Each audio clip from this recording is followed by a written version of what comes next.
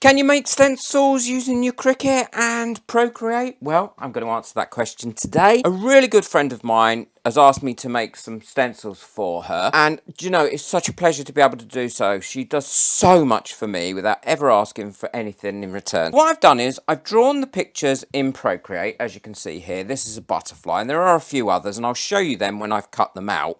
But just using this one as an example. And one of the things you must remember to do, which I didn't do to start with, is you cannot have any of your bits. The black bits are what are going to be cut out and become the stencil, and that's where the paint or whatever's going to be used. You have to have that disconnected and a consistent white line, which is your negative space of the stencil there. And those lines also, these ones here, need to be wider than you would think. Now, if you look at my first attempt, there it is there. I'll take the other layer off. You can see I had those really quite close. And as a result, when it cut, the person wants them in 3 inches. When it cut, it kept cutting through those. So what I've done is I've made those larger than I had originally. I know that these are cut out. I'm going to go to projects, and then I'm going to click on my projects. I'm just going to click butterfly 2. I'm going to hit customize first. I found that it comes over really quite large. I don't want it to be that large. All I do is I just reduce the screen down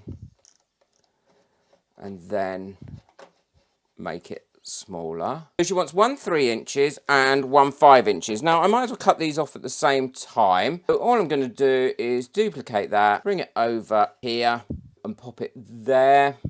Expand it so it's 5 inches tall and then pop it just underneath. I will have to redo this once I get into Make It. But the important thing is when I go to Make It, what I'm actually using to cut these stencils out of is just overhead projector plastic.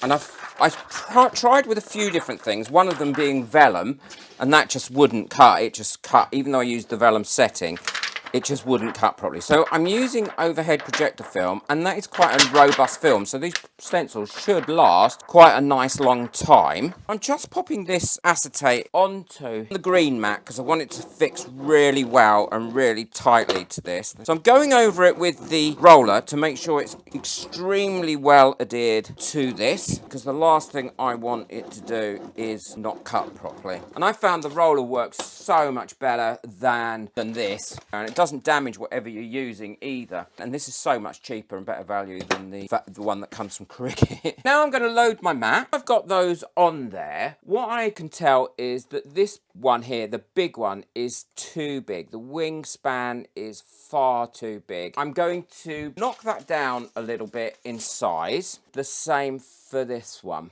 That should give us about the size that we want, because this is, if not, it's going to make a really big stencil. Make It. The piece of acetate that I've got is in inches. It's 11.5 inches by 8.25 inches. So it's about A4 size. So material size, I'm going to change to A4 so that I can guarantee that I'm getting both of these on here where I want them, and still leave enough space for me to be able to cut them out to turn them into individual stencils. Feeling confident that that is going to cut in the right place and at the right size.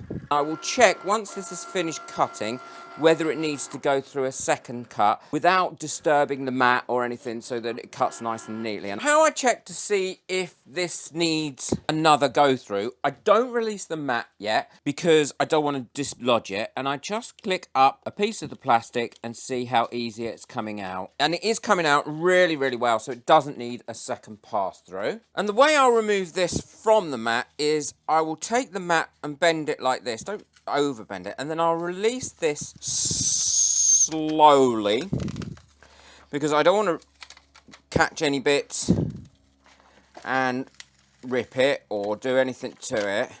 And what that'll do is that won't curl the stencil,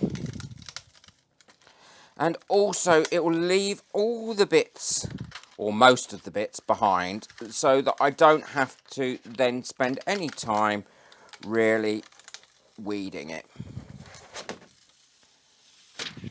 As you can see, this isn't curled at all. It's nice and flat, and the majority of the bits are on there. As you can see, they've come out really, really well. I can just divide them down there, and then there's 2 stencils. I will show a picture of all the stencils at the end of this in a second. Don't forget to hit that subscribe button so you don't miss out on any future videos. And if you'd like to buy me a coffee just to say thank you for all the support and everything, then the link for that is in the description, and you'll get on my next month's coffee board as well as a thank you that goes out on every one of my videos on both channels. Please ring that bell and give it a thumbs up. Here are the pictures of the stencils coming up now. Take care, enjoy your crafting. Bye.